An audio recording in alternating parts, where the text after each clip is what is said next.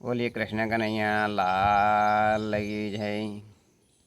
हरिओम देव शांति अंतरिक्ष शांति पृथ्वी शांतिरापः शांतिरोखदय शांति वनस्पक शांति श्रीदीवा शांति ब्रह्म शांति सर्वगुह शांति सम शांतिरेधि जतो यतः श्रमीहसे ततो नो अभयं कुरुषन्न कुरुवर्याभ्यो वयन्नः पशुभ्यः विश्वानि देव शवितदुरितानि परासु जगवशामा शांतिरेधि। આજના શુભ દિને તમામ શ્રોતાજનોને મારા હૃદયભાવપૂર્વક જય શ્રી કૃષ્ણ। આત્મજ્ઞાન, આત્માનું જ્ઞાન એ કેવી રીતે હોય? જ્યારે વ્યક્તિ એ પોતે એ સતત વિચારશીલ એ રહેતો હોય છે, જ્યારે કોઈ સારું કામ કરવું હોય તો પણ એના મનની અંદરથી ઉત્કંઠા જાગે કે મારે આ કાર્ય કરવું છે। એ સત્વગુણી કાર્ય છે કે જે શુભ કાર્ય હોય, જે એકબીજાને મદદરૂપ થતા હોય, એવા જે કાર્યો હોય તે શુભ કાર્યો, જન જન પ્રત્યેના કાર્યો હોય, જીવ પ્રત્યેના કાર્યો હોય અને સદ્ગુણલક્ષી હોય, સત્વગુણલક્ષી હોય, તેનું આકર્ષણ માનવને એ આત્મજ્ઞાન દ્વારા થતું હોય છે। જે ભગવાનની મૂર્તિ હોય છે એ મૂર્તિની અંદર વૈષ્ણવો એ સાચી શ્રદ્ધાથી એ ભગવાનના દર્શન કરતા હોય છે। કારણ કે 100 રૂપિયાની નોટ હોય પણ એ 100 રૂપિયાની નોટની અંદર તો આંખને એ કાગળ જ દેખાતો હોય છે, પરંતુ બુદ્ધિથી એ કબૂલ કરે છે કે ખરેખર આ જે 100 રૂપિયા છે એ કાગળ નથી, પણ એક એક રૂપિયો કરી અને એની અંદર 100 રૂપિયા સમાયેલા છે। એમ વૈષ્ણવો જ્યારે એ મૂર્તિના દર્શન કરતા હોય તો એ પોતે આ સાક્ષાત ભગવાન જ છે તેવો એ દૃઢ વિશ્વાસ, નિર્ણય અને શ્રદ્ધા સાથે એ પોતે કરતા હોય છે। તો એની અંદરથી એ ભગવાન પ્રેરણા કરતા હોય છે। માટે આમ એ મૂર્તિની અંદર આપણે એ સાચે જ ભગવાન છે એ રીતે દૃઢ વિશ્વાસ કરી અને દર્શન કરવા જોઈએ। જેવી રીતે દૂધ હોય પણ દૂધની અંદર એની અંદર માખણ હોય, છાશ હોય, ઘી હોય, મલાઈ હોય, આ બધું જ હોય, પરંતુ આપણે આંખથી એ દૂધ જ જોઈએ છીએ, ઘી દેખાતું નથી, પરંતુ મનાય છે ખરું કે આ દૂધના કણે કણની અંદર એ ઘી, છાશ, દહીં, માખણ એ સમાયેલું છે। એમ આખા બ્રહ્માંડની અંદર અત્ર તત્ર સર્વત્ર અણુ અણુની અંદર એ પરમાત્મા એ સદાને માટે બિરાજમાન છે। આમ જ્યારે આપણે કહીએ છીએ ત્યારે આંખથી દેખાતું નથી, કારણ કે આપણી આંખ કેટલીક સક્ષમ છે કે આપણી આંખ એ ચામડાની છે, એની અંદર એ જો જ્ઞાન હોય, આત્મારૂપી જ્ઞાન, તો અત્ર તત્ર સર્વત્ર એ ભગવાનના દર્શન કરી શકે। જ્યારે એ આત્મજ્ઞાન ના હોય, અજ્ઞાનતા હોય, તો એ રીતે સામે વ્યક્તિને એ પદાર્થ દેખાતા હોય છે, વસ્તુ દેખાતી હોય છે, ચીજ દેખાતી હોય છે, પરંતુ જ્ઞાનથી એટલે કે આત્મજ્ઞાનથી એ જોવામાં આવે તો દરેક જગ્યાએ એ આત્મારૂપી જ્ઞાનથી એની અંદર સદાને માટે ભગવાન એ બિરાજમાન છે। એક નાનો રેતીનો સૂક્ષ્મ કણ લેવામાં આવે છે, એવા કણની અંદર પણ 5 તત્વો હોય છે। આવું સાયન્સ એ કબૂલ કરે છે, એટલે એની અંદર પણ એ 5 તત્વો દ્વારા પૃથ્વી, જળ, તેજ, વાયુ ને આકાશ દ્વારા પણ એ સદાને માટે ભગવાન બિરાજમાન છે। જળ હોય એટલે કે પાણી હોય તો એની અંદર એ જે રસ છે એ રસ રૂપે ભગવાન બિરાજમાન છે।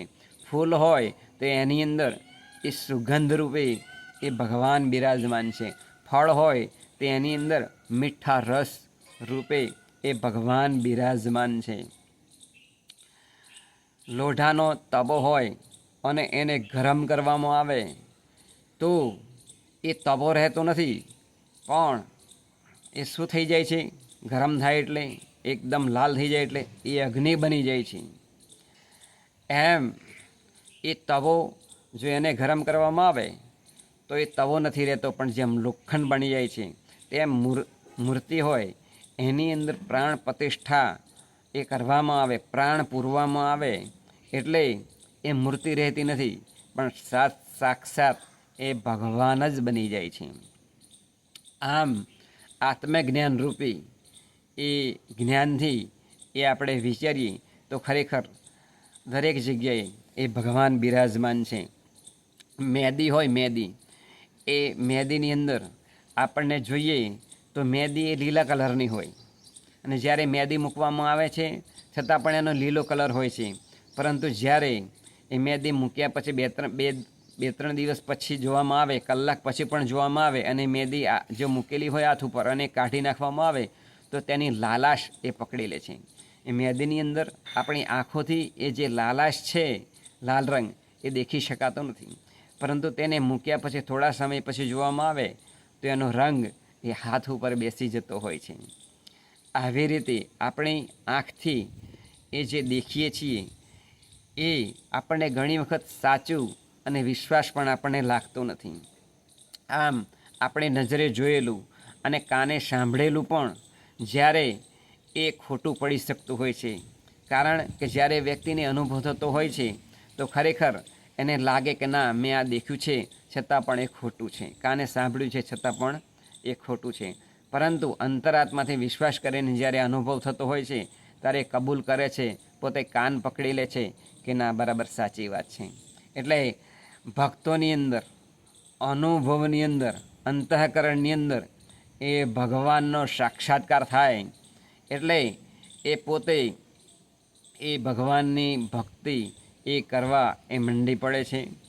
એક ડગલું ચાલે, બે ડગલું ચાલે, એમ કરતાં કરતાં સતત એ પોતાના જીવનની અંદર ભગવાનની નજીક જવા માટેનો પ્રયત્ન કરે છે. આમ એ આત્મજ્ઞાનની અંદર એક બીજો દૃષ્ટાંત છે કે આકર્ષણ. આપણને ભગવાનની મૂર્તિનું આકર્ષણ થવું જોઈએ. જ્યારે આ પૃથ્વી ઉપરથી એક પથ્થર ઊંચે ફેંકવામાં આવે છે તો એ નીચે પડે છે તો એને પૃથ્વીનું ગુરુત્વાકર્ષણ બળ કહેવામાં આવે છે.